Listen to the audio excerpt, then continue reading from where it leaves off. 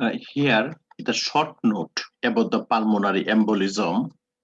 I'm going to give a focus on pulmonary embolism because it is important for NCLEX board exam. So, pulmonary embolism is a life-threatening blockage in pulmonary vasculature. Most common causes by deep vein thrombosis. So, usually patient give a history of pain in the calf muscle, right? So thrombus and embolus. Thrombus is a blood clot and that is stationary. They are life-threatening, but when the blood clot broken down in a small pieces, we call it emboli. And emboli can travel in the circulation. It is mobile. When they travel in the circulation, when they passing by in microcirculation like brain or lungs, they fall in stuck in small narrow arterioles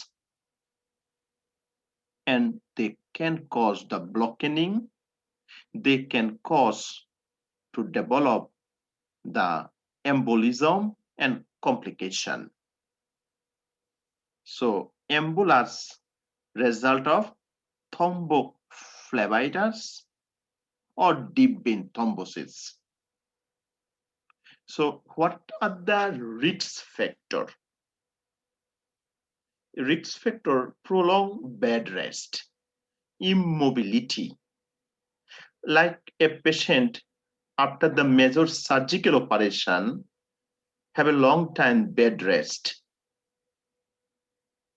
Elderly person who most of the times lie down on the bed have a chance to develop pulmonary embolism. Long time plane traveling, ride, or pregnancy. Oral contraceptive pill can cause pulmonary embolism. Smoking, obesity, long congestive heart failure, also long bone fracture. It can cause the fat broken down and causes the fat emboli, which leads to the pulmonary embolism. What are the signs and symptoms of pulmonary embolism? Patient develop shortness of breath, we call dyspnea, or pleurotic chest pain. So patient complain pain on inspiration, or pleural friction rub. Patient develop tachycardia, increase the heart rate. Patient develop tachypnea, increase respiratory rate, but they have a hypotension, blood pressure go down. Also,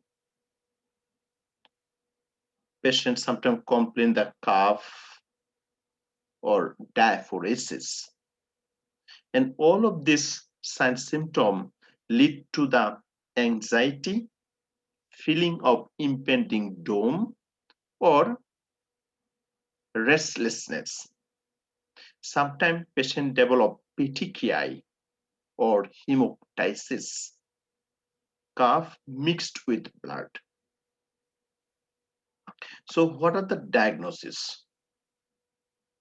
Chest X-ray or scan, CT scan. So look at the lung when breathing in, it's called BQ scan. Or complete blood count, we found thrombocytosis. So if we check the blood for D-dimer, so elevated D-dimer indicate presence of clot. If D-dimer is if negative, it rule out the diagnosis. Also, we can check the prothrombin time, PT, or PTT, means partial thromboplastin time, EKG, arterial blood gas analysis, and also assessment for Hoffman sign. So Hoffman sign is neither sensitive nor specific, but during this test, if we see the calf pain on dorsiflexion of the foot when the knee is straight, means Hoffman sign positive. Hoffman sign indicate patient has a chance to have the deep vein thrombosis. So simple test can identify the problem.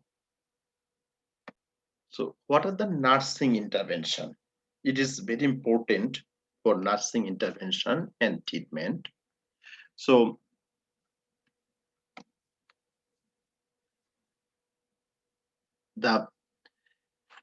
first of all, bed rest and place the patient